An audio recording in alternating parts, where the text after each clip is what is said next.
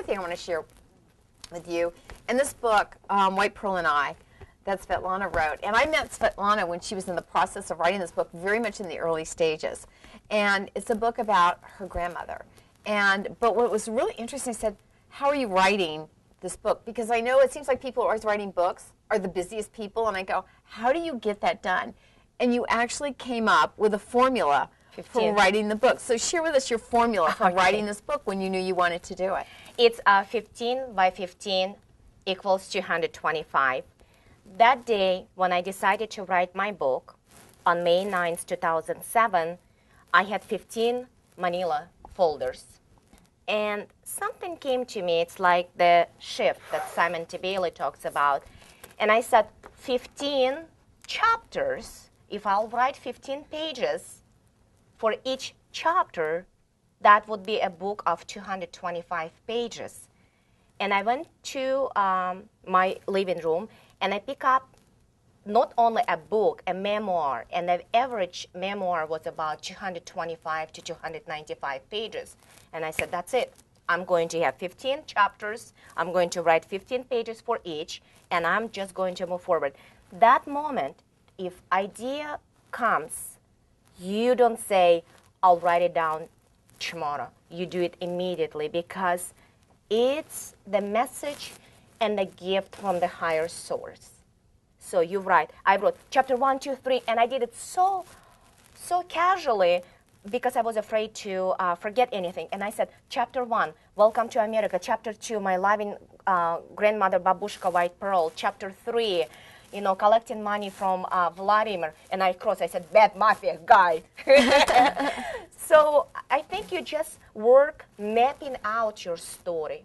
Now I use a big board. I also have dream board, because I'm a person who like the big concept. The vision was one of the challenge. I couldn't grab and I couldn't take in what is my vision for my life. And I worked for many, many years in that. What is really my purpose? Why I'm here? And I start putting images on my dream board.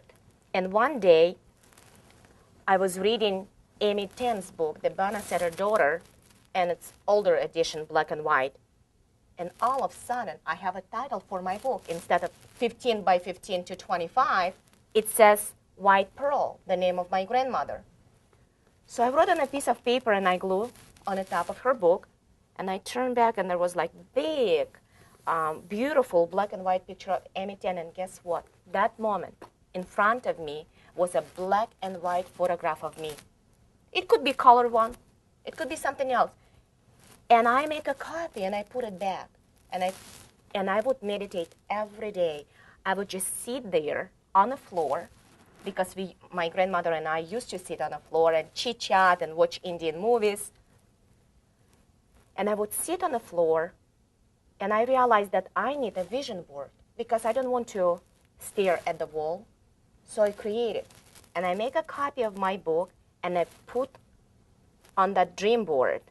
And I would just sit there for at least 15 minutes doing nothing, just looking at that board, and one day I start smelling my book. It's just, I cannot explain. It's just the most bizarre feeling. It's just like something inside me start moving, like a little rain inside my body. And I knew I'm ready to write a story. I just knew. And from that point, it was a beautiful journey. So you have a vision, and you've taken action. Commitment. You've written a plan. I mean, I really think that that's to getting to a goal. I think that that's really, really compelling. There's one more story, because I know a lot of people have questions they want to ask you. I want to talk about how you ended up here in Washington, D.C., because this is another time where you go one place, you meet somebody, and you go, okay, I'm going to go do that now. So how did you end up here in Washington, D.C.?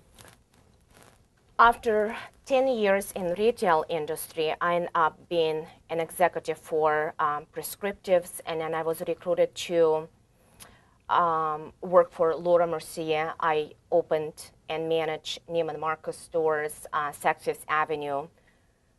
I don't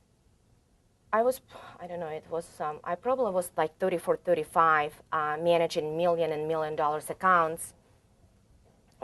my team was one of the top producers for many, many years. On my birthday, January 11th of 2001, right after I became a U.S. citizen, I get a letter from a headhunter that I would be the perfect candidate for a position that is opening up at Paine Webber in San Francisco.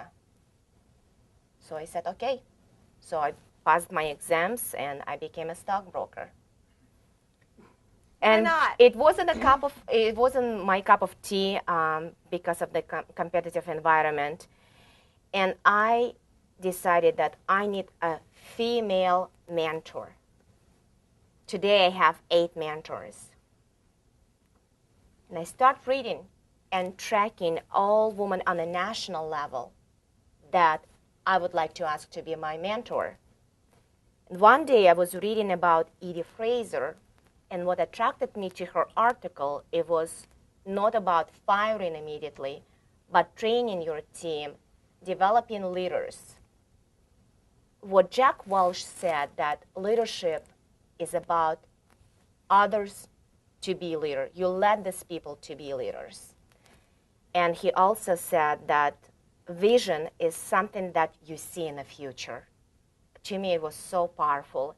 It's an idea, it's a concept, it's the product, it's the anything, but you have to see it, you have to be able to smell it like I smell the pages of my book.